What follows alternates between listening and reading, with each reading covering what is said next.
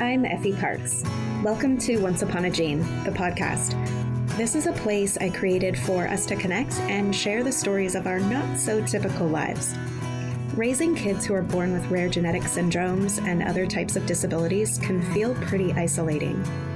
What I know for sure is that when we can hear the triumphs and challenges from others who get it, we can find a lot more laughter, a lot more hope, and feel a lot less alone. I believe there are some magical healing powers that can happen for all of us through sharing our stories, and I'll take all the help I can get. Once Upon a Gene is proud to be part of Bloodstream Media.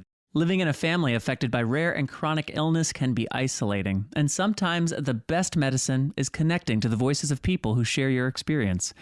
This is why Bloodstream Media produces podcasts, blogs, and other forms of content for patients, families, and clinicians impacted by rare and chronic diseases. Visit bloodstreammedia.com to learn more. Hello, friends. Welcome back to Once Upon a Gene. I'm your host, Effie Parks, and I'm so happy that you're here spending some time with me today. Happy New Year still. We're halfway through it. I hope you're still pumped. I hope you have some energy. I hope that you're still chipping away at anything that you're hoping to improve or let go of. Once Upon a Gene Therapy Walking Club is lit. I highly recommend joining it. It's a beautiful, vibrant community already. We encourage each other, we chat, we share resources, we all go on a walk every single day if we can, and we try to meet up in person with people who are local to us and actually see people in real life on the weekends. It's epic. And there are walks from Seattle all the way to Switzerland. So please join it. If you want some more information on it, tune into this year's first episode, episode 213, to learn more about it. Okay. So back on episode 198, we had the beautiful and kind and super stylish Isa on the show talking about her beautiful daughter, Valerie Marie. And she touched on the fact that they donated Valerie Marie's brain to research for Ring 14, and that this continued legacy of hers, it's going to impact the community in so many ways, and it's going to inform research strategies. And she touched a little bit on the importance of having someone who knew what to do instead of her having to make that decision like in the thick of it. So I've been thinking about it ever since, and I was like, we need to talk about that. So I have someone on the show today. You're going to love her. I love her so much. She's so beautiful. She's a powerhouse. She's been advocating for decades. She's also an author. She has 2 children's books. I think you're going to recognize them. So I'll put them in the show notes for links to them on Amazon. But please, if you have a local bookstore, ask them to order them for you and support those. Those are great, inclusive kids' books. Let's see. She's a mom. She's a powerhouse. She has 3 kids, Nick and Gina. Are 2 kids who passed away from Krabbe. And one of her daughters, she went through all the motions to donate tissue and brain. And she just realized how important it was to have all of the pieces in place and to really help walk families through that. So now that's what she does. She's going to be a go-to for that. And she's going to tell us all about it today, along with her personal story. It's so near and dear and close to her heart. I can still tell. And it was just beautiful to have a conversation with her, and I think you're really going to enjoy it. So you're going to learn a lot today, and it's going to give you a lot to think about. And something else I love about Anne is that this is so personal, right? And that's the biggest thing that she respects about it, and it's like her baby, and I appreciate that so much. Please enjoy my conversation with Anne Regari. Hi, Anne. Welcome to the podcast. Hi, Effie. It's great to be here. Yes, I'm looking forward to having this conversation. And thank you to my dear friend, Gay Grossman, for throwing out your name when I was talking to her about this subject. Let's kind of start a little bit about the beginning. Can you share a little bit about how you entered this rare disease world? Yeah, thanks, Effie. I'll try not to get emotional because as a mother, when you talk about your children and or your loved ones that have gone through a rare disease, it's always a little emotional. So sometimes the questions might make my voice quiver a little bit. That just comes out of the great love.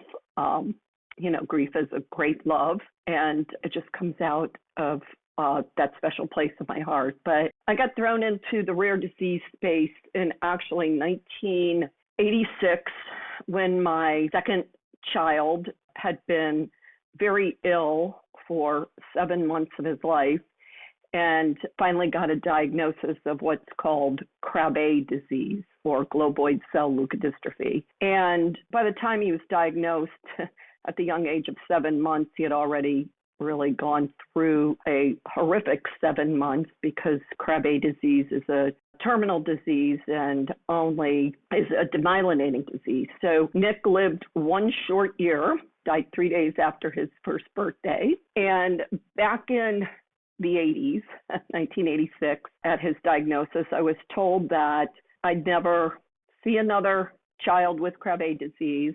It's so rare there'd probably never be any research or treatment or cure. And maybe in my lifetime, I would perhaps meet another family. And the night I buried my son, I said, I'm young. I'm in my late 20s. I can't believe that I'll never hear of this again. And I just kind of asked God what he wanted me to do with the gift of life and love that Nick had brought our family. So kind of fast forward, I already had a 3-year-old son who was not affected, and my husband and I had decided we probably wouldn't have any more children since it was a rare disease. And however, that wasn't the case or the plan. So in 1999, so fast forward 13 years, I was pregnant, and we did not want to do testing. That was just a personal choice, in utero testing. So what we decided is we would test our newborn baby when the baby was born. So Gina was born December 23rd, 1999. And we were able to test her for Krabbe disease. And, we were confident that, each pregnancy has a 1 in 4 chance of the child being affected with Krabbe disease. So we felt the odds were with us that 75% chance we wouldn't have an affected child. Unfortunately, the results came back positive for Krabbe. And at 3.5 weeks of age, Gina was the 4th newborn in the world to receive an umbilical cord blood transplant to replace and give her to give her the enzyme that she needed and was missing for Krabbe disease. I might add that Gina was the 3rd patient at Duke for this to be done. She was actually the youngest patient at the time that they ever gave chemotherapy to.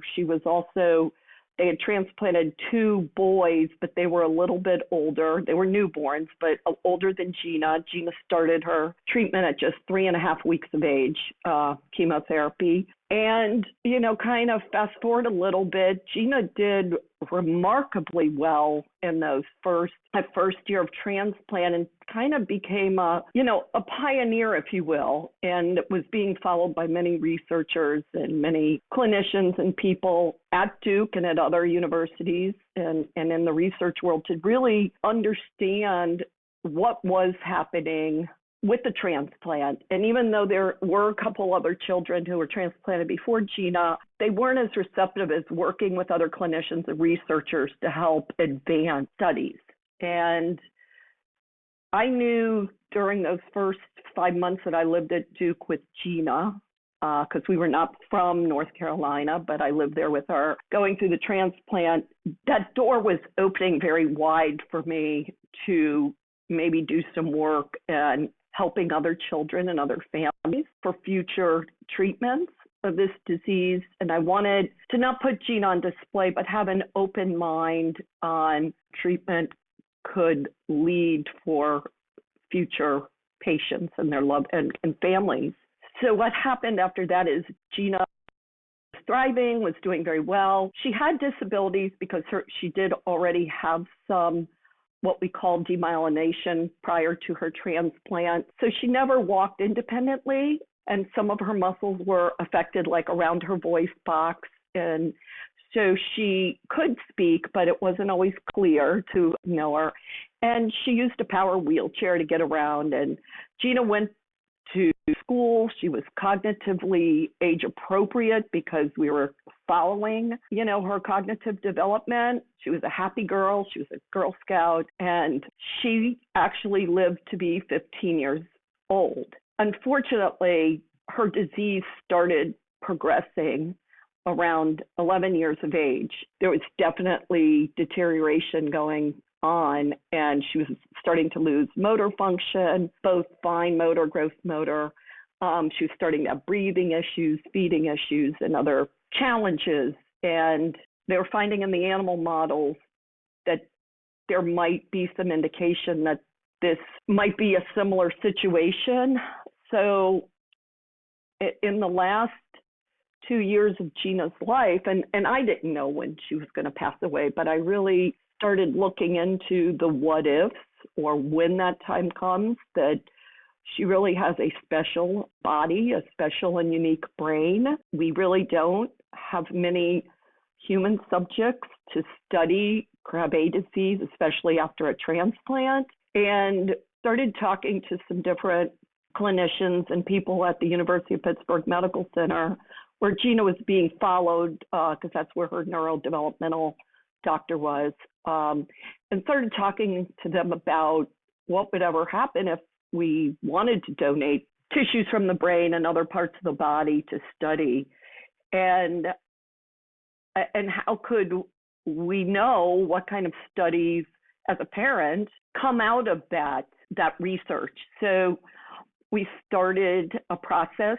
and we talked with the director of the Alzheimer's Bank at the University of Pittsburgh, and we were actually able to get IRB approval to start a brain and tissue bank for neurodevelopmental diseases, other leukodystrophies, in May of 2015. And, unbeknownst to me, Gina passed in June of 2015. Not unbeknownst, I didn't know that she was going to pass that soon, but we got the approval, and her brain and parts of her brain, tissues from the brain, tissues from other parts of the body were donated, and we started studying those tissues. And so that was in 2015, and we've done several publications. There have been other families who have donated their loved ones brains and tissues. We have other diseases besides Krabbe disease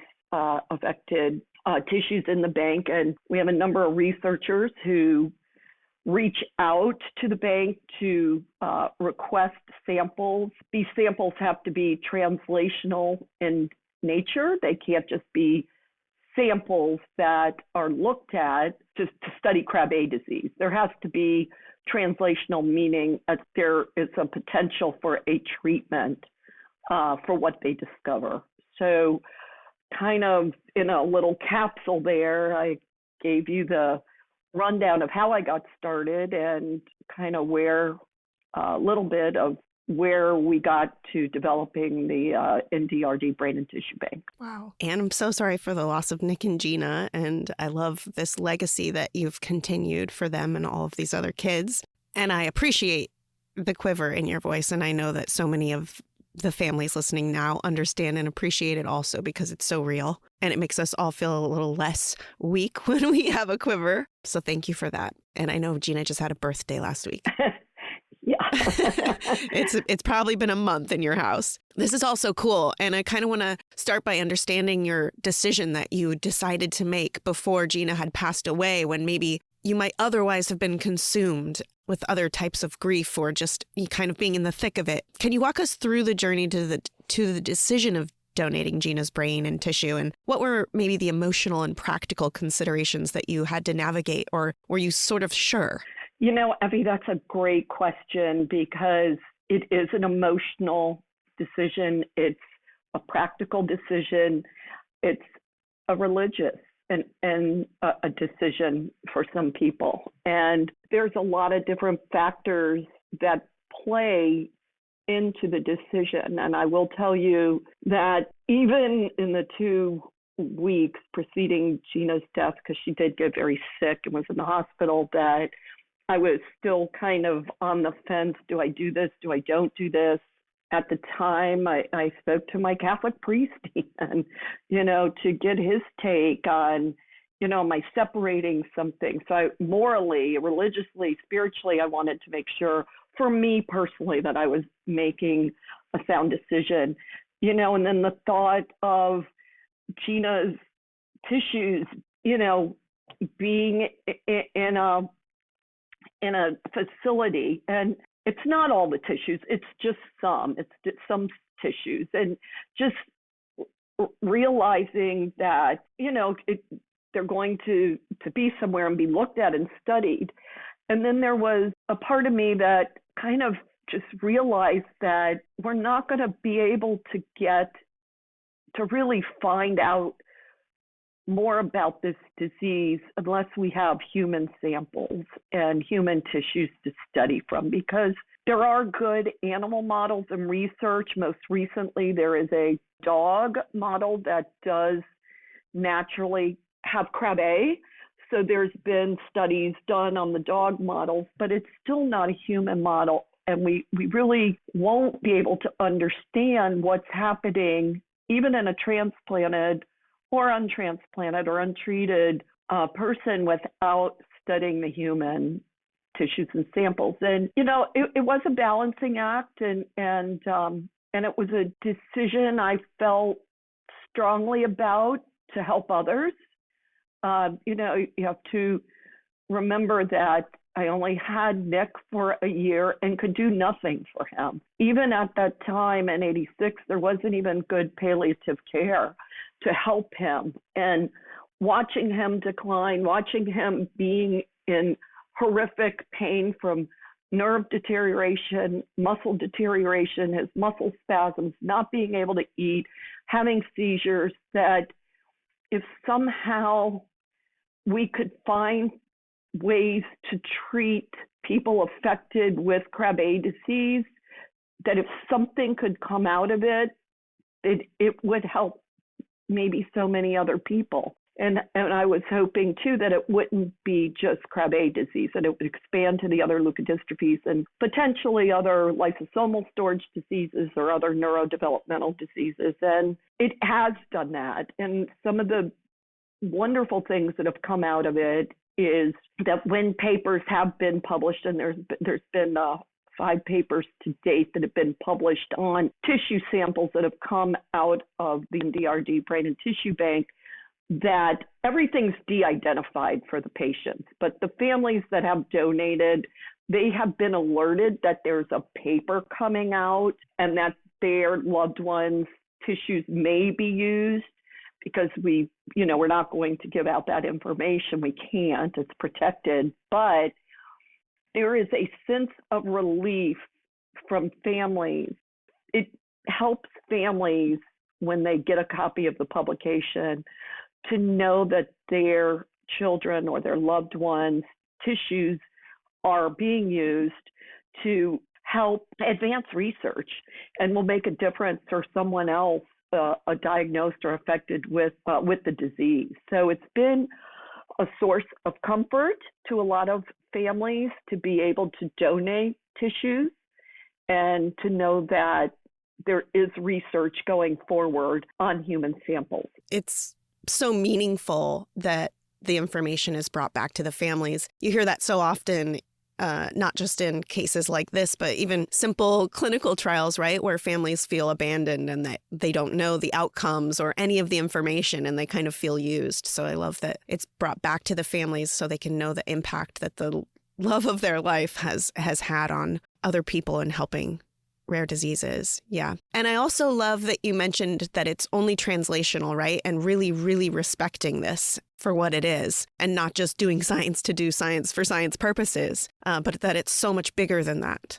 and that this was a soul and a human that was loved. It's important and it has an impact on people, right? I feel like, people donate their organs and which is a beautiful thing to do because some of those help people to continue to live and to thrive. And a lot of times donors know who's getting those organs. But in a lot of cases, there are other brain banks. There's the Maryland Brain Bank, the NIH Brain Bank, and you can donate a rare disease case or tissues to that bank, but you will most likely never know how those tissues and samples are being used. And I'm not saying that's a bad thing. I'm just pausing to say that the families, our brain bank is different. The families feel that they still have some kind of connection in what is happening and what's going on.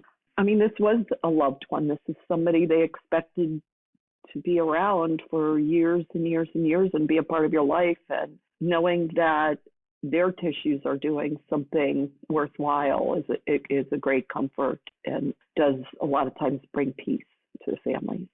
Oh, yeah. I mean, there's a whole podcast episode about that aspect of this for sure. I know. We can go, there's a lot of, other branches that this can go on to, sure. Yeah. Let's talk about early planning. And can you explain why it's so important for families to consider and perhaps even arrange brain and tissue donation well in advance, especially when their children are still alive? Yeah, so due to the extreme emotional nature of, especially in children, especially in young children, losing them way before anyone should have to, give up a child. And it's emotionally impactful that in the moment, you really don't want to be making these decisions. You can. I've felt that's worked with the coordination of families, wanting to donate their child's and loved ones' tissues. But I've done it in the heat of the moment. I've done it in advance. And I can tell you that it's less emotionally hard, if that's even the right way to say it, if the paperwork and things are done in advance, because there is some coordination as to making sure there's a pathologist at the local hospital or where your child's been seen that can do the retrieval of the tissues once they have passed or within 24 hours of them passing. That's about kind of the time frame we need to collect the tissues. So one of the things that I'll work with the families on a case of someone that's shown interest in this is find out what hospital they're associated with. See if there's a pathologist that can do what we call the protocols of the different tissue samples we need specific for their disease. Next step is kind of actually talking with a funeral home, because a lot of times if a funeral home is kind of knows in advance that the child may die at home, and the funeral home would be picking up the child and then taking it to where the retrieval is going to happen, the retrieval of the tissues. And then the funeral home would work in assisting getting the child from the facility back to the funeral home and preparing the body for, the funeral or the cremation or whatever the family has chosen to do. So, with getting some of the logistics done in advance, the transition as to when the loved one passes away, it's kind of spelled out and it's clear. Then it's easier to kind of manage. Doesn't mean, the family always has the choice to decide, even when the child passes, not to donate. There's nothing that says you're bound to do this, even though there may be initiated paperwork and plans in place. There's no one's obligated. But it just, I have found that when it happens, when maybe the child's in a hospice situation where they only have, they're kind of in that last maybe 24 hours of life, things are declining. And then we're trying to get paperwork organized and trying to make sure there's a pathologist and someone to take the body to where the retrieval is going to happen. That can get a little emotionally charged, not for me, but for the family members, and maybe second guessing or really questioning, are they doing the right decision or not? But we can do it both ways. It's just kind of better to have things set up. And it's kind of what we call just pre-planning and knowing what will happen if this is something you desire to do of the donation, that it's just kind of plan, and it's in their maybe care manual or their care booklet of here's what's going to happen when that time comes. Yeah. You touched a little bit on sort of the procedures and the protocols once you kind of make that decision. But what about the very beginning? What conversations should parents right now have with their children's medical team about brain and tissue donation? And maybe what are some of the key questions or key points, and who or where should these families maybe go to kind of peek in that door? Great question. So, I think discussing it with their medical team, their medical providers, their primary care physicians, maybe they have caregivers in the home, nurses in the home, anyone, that is a part of the care team, even other family members, maybe your church members or your church staff, just to kind of talk to them that they're thinking about doing this and sorting out what that would be like, and how others feel about it. Certainly, there are some fine lines that, people are challenged with. So, and then talking with the care team. So the care team is very aware that these are probably the intentions of the family, and I've worked with social workers that are assigned social worker on the case. A lot of families have a main social worker and worked with them to get all the coordinating done. I've worked with the primary nurse on the case. I've worked with the hospital. Sometimes the loved ones are in the hospital, have had a long illness where they're not going to recover and go back home. So working with the main nurse or main provider on getting that arranged, getting all the paperwork and things arranged. The key questions would be, this is something I'm considering doing. What are your thoughts on it? Is this something you can help me arrange, or work with me, as I'm the main consultant that does the arrangement, and work with me to help get this organized, get all the paperwork in place, and then have the paperwork in with, the care manual or care papers. Yeah, and there couldn't be a better person to help a family along this rainbow bridge than someone like you who has lived this and who is an expert in this at this point. And I think that that's so important for families, right? To just have that support and to really know that the person alongside them knows what they're going through, and it can really empower them and also just make them feel so seen, right? In this decision that nobody would ever imagine they would need to make.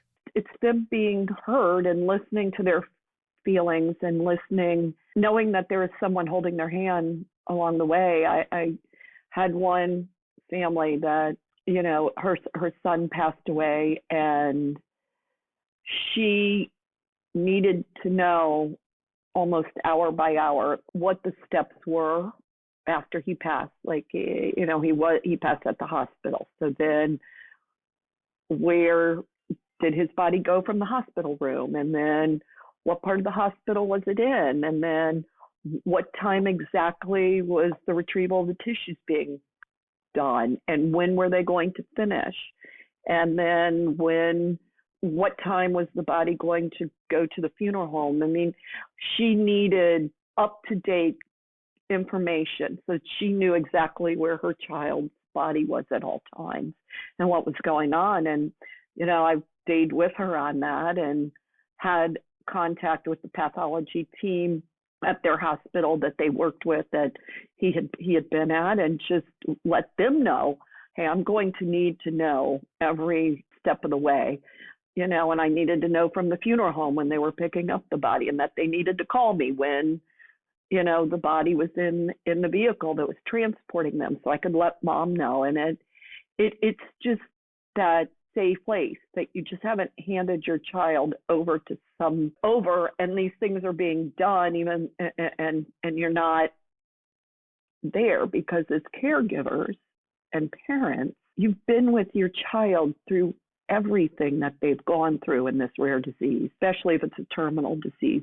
You have been there for every moment, and that doesn't change when they pass. I mean, there's a lot that goes through a caregiver and parents' they're so traumatized by, even though they know it's a terminal illness and their child is at some time going to pass, they're used to doing feeding tubes. They're used to being hands-on. They're at every moment, maybe suctioning, maybe, feeding, maybe just all the medical interventions that happen. And then when that ceases,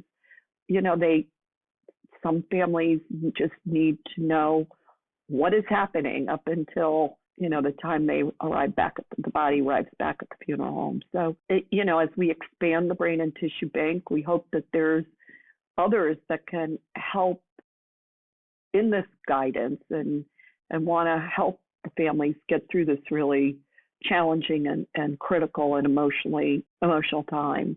It's so moving, and I'm so grateful for the continuity and the comforting approach. And I imagine there's, an entire spectrum of how families kind of go through that. So that was a really beautiful story. Thanks for sharing that. Can we touch real quick on those 5 papers and the impact on research that the Brain and Tissue Bank has contributed to, and maybe some highlights from any breakthroughs or insights from the donations? The paper that came out on 2 years ago, it was on the transplanted Krabbe disease patient versus an untransplanted patient. And before that paper came out, the pathologist at the director of the Alzheimer's Bank, Dr. Julia Koffler, had done some initial research on, 2 cases. Well, one of them was Gina's. I can say that because hers is the only transplanted case we have currently in the Brain and Tissue Bank, but had done some initial pathology studies, and that's what prompted us to do a paper as quickly as possible. But what it did, and even after the paper came out, the researchers who had been studying animal models alone realized everything it found with the transplanted case, it was confirmed it was kind of confirmed on some of their hypotheses that they were coming up with but had not published on. And it was explained to me by several researchers that it actually moved the research forward at least 5 years, where they could, they had confirmations of what was happening with the enzyme, both in the central nervous system, the brain, and then the peripheral nervous system, which was collaborating or kind of parallel with some of the animal model studies. And what that did, once they had confirmation that there was no deterioration in the central nervous system from the transplant, it was only in the peripheral, we were able to start getting into gene therapy, looking at more gene therapy type treatments for the disease. Not that transplant's going to go away, but it's kind of like it needs to be a transplant and some gene therapy work. And this past year and a half, Forge Biologics actually has, along with Dr. Maria Escolar, has been doing the transplants and gene therapy, and those kiddos are doing phenomenal. Some of them are 2 years out. They're meeting gross motor milestones. And so that's probably the most significant piece that's come out of the initial brain donation back in 2015. Right after that, we had got some other donations of brain and tissues that were patients that were not treated with a transplant. So, a lot of that information was able to be flushed out quickly, which really advanced research and treatments. So we could get into clinical trials for gene therapy much more quickly. The other papers that have come out have been translational in the fact that they have found correlation with other diseases where there are some medications for more palliative care in patients that have not been treated with a transplant. So I know that there's been some advancements with other medications to help alleviate some of the symptoms. Wow, that's profound. I mean, it is. And we have several other papers in the works, but so it takes a while for research to, be produced, but it is exciting to know that it's making a difference. It's advancing research. It's getting treatments to the bedside of the patient much more quickly. Based on your experience, what advice would you give to the families listening who are perhaps considering making this decision? Pre-planning, of course. Talking, you raised a great question, Effie, about talking, with their medical team, with their family members, really just kind of discussing, is this something they want to do? I'm always happy to have a phone call with anyone that's interested, but just start asking questions and really searching, searching themselves to find out if this is something they want to do. And if it is, it's not difficult to get things in place for if and when that time, for when that time comes, just to kind of have an idea of how things are going to flow. I think the hardest part sometimes is really they want to do this, but kind of the pre-planning, I hate to say this, of the funeral even, or what funeral service are you going to use, or funeral home, not so much service but home, so that, things are kind of in place. I mean, death of a loved one, especially a very young loved one, is just very traumatic and shocking and mind-boggling. And just to have some of those things already planned, and even if they're not planning a brain and tissue donation, just maybe do some end-of-life planning. It just helps the transition and eases the family into that end of life time when it happens. And it doesn't have to be any donations, just kind of pre-planning end of life and really searching to see if this is something they'd like to do. Yeah, so much of what you've said this entire conversation, especially there at the end, reminds me of our friends over at the Courageous Parents Network. I'm not sure if you know them. Just such hand-in-hand collaboration. I mean, they speak on this and they help kind of guide families through that ahead of time if they're open to it, to just really empower them as much as possible. And yeah, it sounds like their mission aligns so much with obviously what you've been through and what you do as well. Well, thank you. I know that you probably didn't imagine or hope or even like for a time being that this was Gina and Nick's legacy, but it is. And it's making such a huge difference all of these years later and will continue to. How do you feel about that? It's bittersweet. It is very bittersweet because, every single day I wish for my children to be here. Nick would be, in his late 30s. Gina would have been 24 last week. I often wonder what their lives would be like. I have a 40-year-old son, so I know what his life is like. But I can tell you that Gina and Nick's legacy is their own. I'm just using the talents I've been given to help make a difference for other people.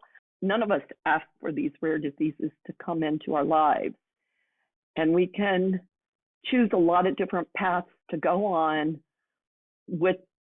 when presented with these difficult challenges of the rare disease community. And I have just really feel blessed that I can give back on behalf of Gina and Nick to the community so that someone doesn't have to feel so alone or just to make a difference, because you can't change what's happened. I can't change what's happened, but I can make a difference in someone else's life. So their love, the love that I got to experience by having Gina and Nick, pushes me to keep giving it back to others. And that's really what the legacy is. It's just about love. The greater the love, the greater the grief. But the greater the love, the more you can give back. Oh, you just put such a big smile on my face, Anne. You're going to the good place. Thank you for your story and your advocacy and your commitment to making that difference. You're an incredible gift to the world, and thank you for sharing it with us. Those are very kind words, Effie, and I do mean everything I say, and just I'm so grateful that you asked me to join your podcast and to speak about this, and I'm available, and you can feel free to give out my contact information because you have that. Feel free to give that out, and I'd be amiss if I didn't plug my 2 books about a girl with a rare disease, and that's Gina, and those are available on Amazon and also at AnneRuggieri.com. But feel free to put whatever contact information you have, and if anything I can do to help the community, just please feel free to reach out to me. Oh, yes. And thank you for bringing up your books. I forgot about it because I was just listening so deeply to you. I see your books all the time on Instagram. And now that I know it's you and it's your face, that makes it even just so much more special. So please make sure to go into the show notes part of this episode to contact Anne and to find her books on Amazon. I'll also make sure to put them on our cool rare disease book list that we have. And yeah, if you have any questions, just let me know or let Anne know. And let's kind of keep this conversation going because there's so many avenues to travel as caregivers to kids with rare diseases. So thank you so much for being my guest, Anne. You're welcome. It's been my pleasure. Thank you. I hope you've been enjoying this podcast. If you like what you hear, please share this show with your people, and please make sure to rate and review it on iTunes or wherever you get your podcasts. You can also head over to Instagram, Facebook, and Twitter to connect with me and stay updated on the show.